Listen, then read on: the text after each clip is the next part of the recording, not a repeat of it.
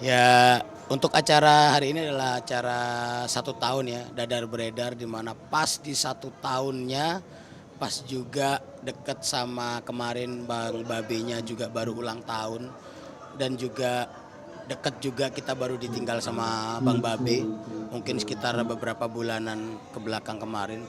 Ya pastinya sebenarnya ini adalah acara yang harus hura-hura ya, karena 18 cabang dan kita udah masuk sampai Selasa. Tapi pada akhirnya mau gimana lagi? Kita nggak bisa terlalu ceria karena kita kehilangan sosok ya, yang benar-benar dadar beredar tersendiri itu adanya karena ada beliau. Saya bikin produk itu nama dadar beredar karena beliau, karena Mas Babi Cabita. Jadi ya kalau mau seneng kita nggak bisa seneng ya. Kalau mau nggak sedih kita nggak bisa sedih. Nggak bisa nggak sedih. Pasti ya karena almarhum ini kan orangnya baik banget ya, baik banget. Pokoknya segalanya lah. Thank you Mas Babi. Sebagai Ini 1 tahun ya. Kita buktikan akan terus ada di zaman-zaman yang kedatang. sebagai partner juga kerja, mungkin sosok almarhum di mata lo seperti apa? Sosok beliau itu Bang Babi ini the best banget ya. Dia bisa jadi kakak, bisa jadi bapak. Beliau ini orang yang usil, tapi usilnya itu usil-usil yang benar-benar kita bisa belajar gitu. Di setiap daerah ada aja ulahnya, Mas Babi. Bahkan opening-opening selalu pas waktu sama Mas Babi itu selalu berkesan. Yang mendadak tiba-tiba aku yang nggak suka alam diajak masuk-masuk gua, segala macam, harus makan ini makan itu semuanya itu Mas Babi. Dan nggak pernah ngasih hal-hal apa yang jelek itu, nggak pernah. Terus ngajarin untuk selalu mendengarkan orang ketika orang lagi butuh, ketika orang pengen ngobrol, kasih waktu orang itu untuk ngomong, dengerin, itu Mas Babi.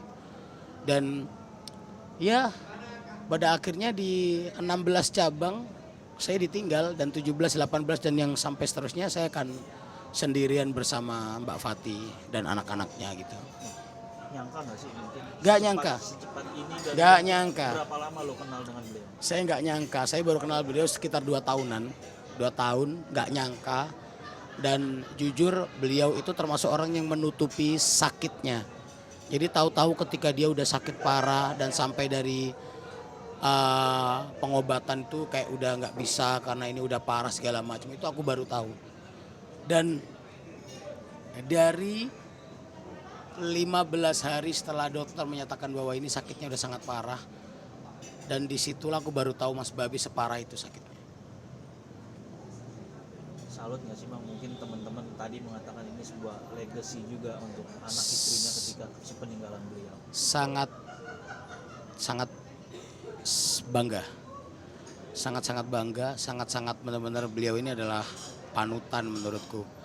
Baru punya orang, baru punya sahabat, baru punya teman yang benar-benar kuat kondisi sakit mempersiapkan kematiannya itu Mas Babi.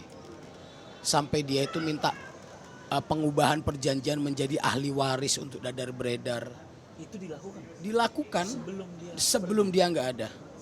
Semuanya dilakukan. Dia mempersiapkan ini. Dia tiba-tiba beli pajangan tidur, gambar orang tidur di kuburan. Dia mulai menonjolkan Mbak Fati, anak-anaknya segala macam. Dia mempersiapkan semua. Bahkan sampai dia itu ke sahabatnya bilang bahwa kalau ada apa-apa jangan ada tahlil di rumah saya, karena dia emang orang nggak mau ngerepotin. Bahkan saya 1 minggu sebelum dia nggak ada, saya operasi mata, dia masih menawarkan untuk mau bayarin operasi mata saya. Itu beliau, padahal dia udah digundul, udah sakit kondisinya. Terakhir Bang, doa dulu sebagai sahabat dan juga partner beliau. Doa saya untuk Mas Babe tetap tenang. Mas Babe tenang di sana. Kita di sini semua baik Mas. Kita di sini semua selalu mendoakan kamu. Kamu orang baik. Anak-anakmu saya pastikan semua akan benar-benar bisa menjalankan bisnismu ini, istrimu dan semuanya. Saya pastikan semua akan tetap berjalan meskipun kamu udah nggak ada. Tapi meskipun kamu nggak ada, di hati saya kamu akan selalu ada, Mas. Thank you Mas Babi, semua pembelajaranmu keren buat saya. Dadar beredar akan tetap jalan seperti yang kamu inginkan di 50 sampai 100 cabang. Itu yang akan saya buktikan.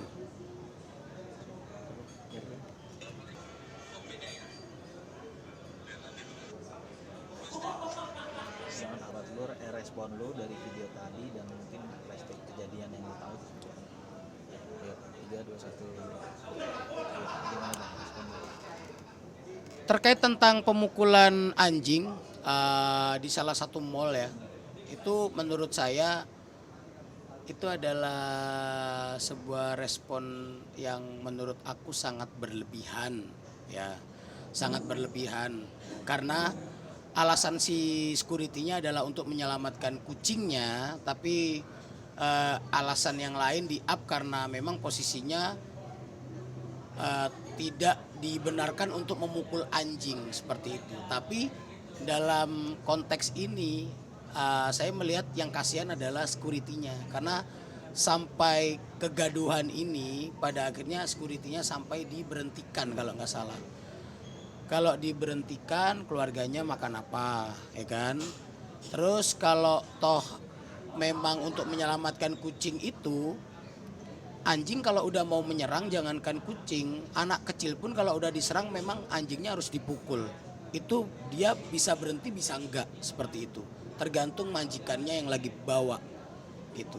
Tapi kalau pemukulan anjing secara tidak ada sebab itu juga memang nggak boleh. Maka dari itu buat yang lagi merespon hal ini, tolong lebih sedikit disantai nih karena apa? Ada dua belah pihak. Yang satu adalah anjingnya yang dipukul karena kesakitan, yang kedua adalah orang yang terancam gak bisa lanjut kerja dan anak-anaknya diambang putus asa karena bapaknya gak kerja. Jadi seperti itu. Jadi buat teman-teman mau nimbrung untuk hal yang lagi hype, yang lagi viral boleh. Tapi ingat, ketikan Anda bisa bikin orang hidupnya hancur sehancur-hancurnya. Bang, tambahan, ini kan kalau nggak salah satu artis juga yang ikut memviralkan, kalau boleh sebut nama, ya Robby Purba bisa dikatakan. Dia juga diserang oleh netizen karena bisa dikatakan buat gaduh juga gitu. Artinya dia yang pertama kali menyebarkan bahwa nggak banyak yang tahu kalau sebenarnya Robby itu maksudnya apa gitu loh memviralkan ini, apakah dia pro ke orang yang sapamnya itu atau pro ke anjingnya, sampai dia mengatakan jangan di delete ya komenan kalian supaya kalian nanti merasa bersalah apa segala macam. Mungkin tanggapan lu terkait dengan responnya Purba seperti apa? Kalau tanggapanku untuk Mas Robby Purba, ya mungkin Mas Robby Purba sangat cinta sama hewan peliharaan ya mungkin. Jadi beliau sangat menyayangkan kenapa kok anjingnya dipukulin, padahal si security-nya bilang ini anjing dipukulin karena mau menyelamatkan si kucing itu. Toh kalau anjingnya cuma dipukul pakai tangan itu kayaknya masih dalam hal yang wajar atau enggak, saya tadi takutnya salah juga ya. Yang penting ya dilihat dari dua belah sisi lah Mas. Kalau bisa jangan hanya di komen aja tapi ketemu aja sama orangnya gitu. Kasian lah nanti malah dia nggak kerja kan, dia jadi security malah nggak jadi security. Kayak kalau dia selesai dari security tiba-tiba jadi yang lain nggak apa-apa, tapi kalau dia jadi security terus nggak kerja, terus dia juga udah di blacklist dan di mana-mana nggak boleh jadi security, kan kasihan dia Mas. Mau jadi apa dia?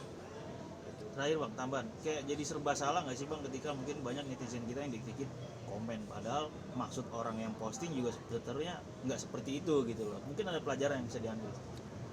Pelajaran yang bisa dipetik dari masalah ini adalah netizen maha benar, netizen selalu benar, dan ketikan netizen selalu bikin hal menjadi lebih panas. Ya, cukup ya.